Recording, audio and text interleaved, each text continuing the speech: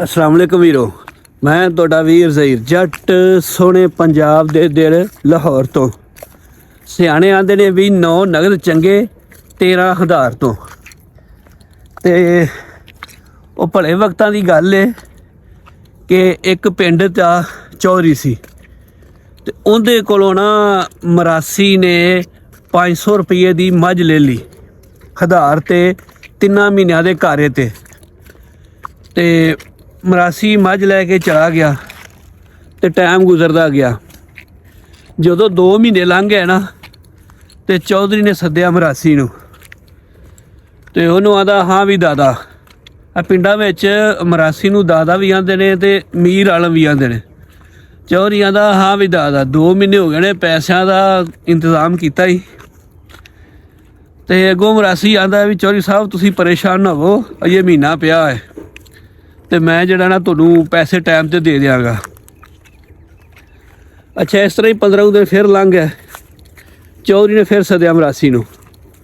ਉਹਨੂੰ ਕਰਦਾ ਹਾਂ ਵੀ ਦਾਦਾ 15 ਦਿਨ ਰਹਿ ਗਏ ਨੇ ਪੈਸਿਆਂ ਦਾ ਅਰੇਂਜ ਕੀਤਾ ਹੀ। ਪਹਿਲਾਂ ਚੌਧਰੀ ਸਾਹਿਬ ਤੁਸੀਂ ਪਰੇਸ਼ਾਨ ਨਾ ਹੋ ਟੈਨਸ਼ਨ ਨਾ ਲਵੋ 15 ਦਿਨ ਪਹਿਲੇ ਤੁਹਾਨੂੰ ਪੂਰੇ ਟਾਈਮ 'ਤੇ ਪੈਸੇ ਮਿਲ ਜਾਣਗੇ।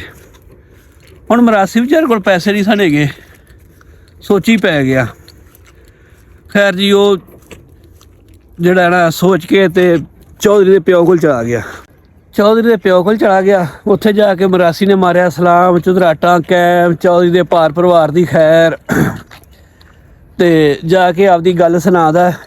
ਚੌਧਰੀ ਸਾਹਿਬ ਮੈਂ ਛੋਟੇ ਚੌਧਰੀ ਸਾਹਿਬ ਤੋਂ ਲੈ ਗਿਆ ਸਾਂ ਮੱਝ 500 ਰੁਪਏ ਦੀ ਤੇ ਹੁਣ ਮੈਂ ਮਾੜਾ ਬੰਦਾ ਮੇਰੇ ਕੋਲ ਪੈਸੇ ਨਹੀਂ ਹੈ ਤੇ ਮੇਰਾ ਜਿਹੜਾ ਨਾ ਕੋਈ ਮੈਨੂੰ ਰਿਆਇਤ ਕਰਾਓ।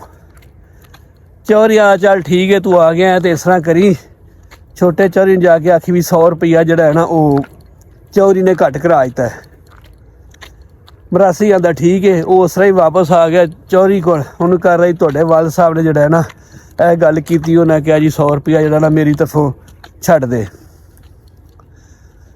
ਚੌਧਰੀ ਆਂਦਾ ਠੀਕ ਹੈ ਜੀ 100 ਰੁਪਈਆ ਤੈਨੂੰ ਨਾ ਛੱਡਿਆ ਤੇ ਤੂੰ ਮੈਨੂੰ ਨਾ 400 ਰੁਪਈਆ ਬਾਕੀ ਦੇ ਦੀ। ਉਹਨੇ ਕਿਹਾ ਠੀਕ ਹੈ। ਇਸ ਤੋਂ ਬਾਅਦ ਮਰਾਸੀ ਚਲਾ ਜਾਂਦਾ ਚੌਧਰੀ ਦੇ ਘਰ ਚੌਧਰੀ ਦੀ ਮਾਂ ਕੋਲ। ਉਹਨੂੰ ਜਾ ਕੇ ਉੱਥੇ ਵੀ ਸਲਾਮ ਮਾਰਦਾ ਤੇ ਆਂਦਾ ਚੁਦਰਾਣੀ ਦੀਆਂ ਚੁਰਾਟਾਂ ਕੈਮ ਚੌਧਰੀ ਦੇ ਭਾਰ ਪਰਿਵਾਰ ਦੀ ਖੈਰ ਤੇ ਜਾ ਕੇ ਆਪਦਾ ਜਿਹੜਾ ਨਾ ਦੁੱਖ ਸੁਣਾਦਾ ਵੀ ਮੈਂ ਤਾਂ ਤੁਹਾਡੇ ਮੁੰਡੇ ਤੋਂ ਮੱਝ ਲਈ ਸੀ ਤੇ ਮੇਰੇ ਕੋਲ ਜਿਹੜਾ ਨਾ ਪੈਸਿਆਂ ਦਾ ਰੇਂਜ ਮਾੜਾ ਬੰਦਾ ਤੇ ਮੈਨੂੰ ਕੋਈ ਰਿਆਇਤ ਕਰਾਓ। ਵੱਡੇ ਚੌਧਰੀ ਨੇ 100 ਰੁਪਈਆ ਛੱਡਤਾ ਤੇ ਤੁਸੀਂ ਵੀ ਕੋਈ ਜਿਹੜਾ ਨਾ ਮੇਰੀ ਮਦਦ ਕਰੋ। ਚੁਦਰਾਣੀਆਂ ਦੀ ਠੀਕ ਹੈ ਹੁਣ ਤੂੰ ਆ ਗਿਆ ਤੇ ਇਸ ਤਰ੍ਹਾਂ ਕਰੀ ਮੁੰਡੇ ਨੂੰ ਆਖੀ ਵੀ ਜਿਹੜਾ ਨਾ 100 ਰੁਪਈਆ ਤੇਰੀ ਮਾਂ ਨੇ ਛਡਾ ਲਿਆ ਚੁਦਰਾਣੀ ਨੇ ਛਡਾ ਲਿਆ ਵੱਡੀ ਚੁਦਰਾਣੀ ਨੇ। ਠੀਕ ਹੈ ਜੀ ਉਹ ਉਸ ਤਰ੍ਹਾਂ ਹੀ ਆ ਗਿਆ ਚੌਧਰੀ ਕੋਲ। ਉਹਨੂੰ ਕਰਦਾ ਜੀ ਮੈਂ ਗਿਆ ਸੀ ਚੁਦਰਾਣੀ ਕੋਲ ਤੇ 100 ਰੁਪਈਆ ਚੁਦਰਾਣੀ ਨੇ ਛਡਾ ਲਿਆ ਤੇ ਉਹਨਾਂ ਕਿਹਾ ਜੀ ਹੁਣ ਤੂੰ ਨਾ 300 ਰੁਪਈਆ ਦੇ ਦੀ। ਚੌਧਰੀ ਕਹਿੰਦਾ ਠੀਕ ਹੈ ਚਲੋ ਵੱਡੀ ਚੁਦਰਾਣੀ ਨੇ ਕਿਹਾ ਹੀ ਤਾਂ ਮਾਂ ਨੇ ਕਿਹਾ ਹੀ ਤਾਂ ਤੇ ਜਿਹੜਾ ਨਾ ਤੂੰ ਹੁਣ 300 ਰੁਪਈਆ ਜਿਹੜਾ ਨਾ ਟਾਈਮ 'ਤੇ ਦੇ ਦੀ। ਹੁਣ ਇਹ ਕਹਿੰਦਾ ਵਿਚਾਰੇ ਕੋਲ 300 ਵੀ ਨਹੀਂ ਸੀ। ਫਿਰ ਸੋਚੀ ਪੈ ਗਿਆ। ਖੈਰ ਜੀ ਸੋਚ ਕੇ ਤੇ ਉਹ ਚਲਾ ਗਿਆ ਦੂਸਰੇ ਪਿੰਡ ਜਿੱਥੇ ਚੌਧਰੀ ਦੀ ਭੈਣ ਰਹਿੰਦੀ ਸੀ।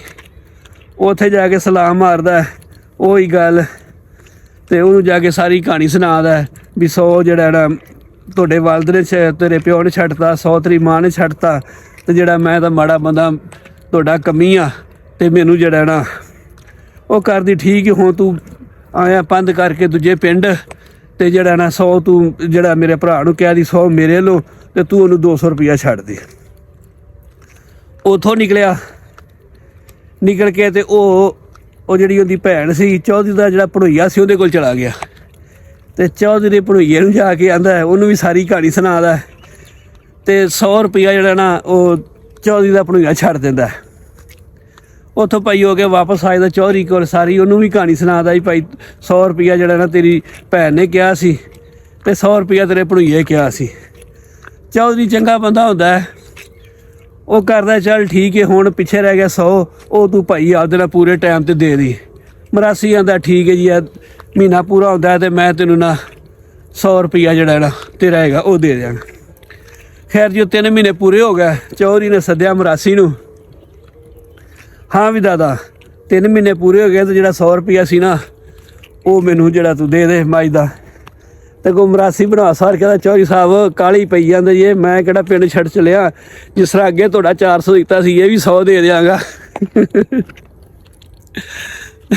ਤੇ ਇਹ ਗੱਲ ਹੈ ਕਿ ਅੱਜ ਕੱਲ੍ਹ ਜੇ ਕਿਸੇ ਨੂੰ ਉਧਾਰ ਦੇ ਦਿਓ ਨਾ, ਤੇ ਪਹਿਲੋਂ ਜਿਹੜਾ ਉਹ ਲੈਣ ਲੱਗਿਆ ਤਾਂ ਉਹਦਾ ਰਵੱਈਆ ਹੋਰ ਹੁੰਦਾ ਹੈ, ਤੇ ਜਦੋਂ ਉਧਾਰ ਲੈਂਦਾ ਲੈ ਤੇ ਫਿਰ ਉਹਦਾ ਜਿਹੜਾ ਰਵੱਈਆ ਉਹ ਸਮਝ ਲਓ ਕਿ ਉਹ ਬਣ ਜਾਂਦਾ ਜੱਜ, ਤੇ ਤੁਸੀਂ ਉਹ ਮੁਲਜ਼ਮ ਬਣ ਜਾਂਦੇ ਜੀ, ਉਹ ਚੋਰ ਬਣ ਜਾਂਦੇ ਜਿਹਨੇ ਚੋਰੀ ਨਹੀਂ ਕੀਤੀ ਹੁੰਦੀ, ਤੇ ਫਿਰ ਤੁਸੀਂ ਦਿੰਦੇ ਇਹ ਦਲੀਲਾਂ, ਤੇ ਉਹ ਅੱਗੋਂ ਜੱਜ ਬਣ ਗਿਆ ਤਾਂ ਕਹਿੰਦਾ ਮੈਂ ਕਿਹੜਾ ਪਿੰਡ ਛੱਡ ਚੱਲਿਆ, ਦੇ ਦਿਆਂਗਾ, ਮੈਂ ਕਿਤੇ ਭੱਜ ਚੱਲਿਆ।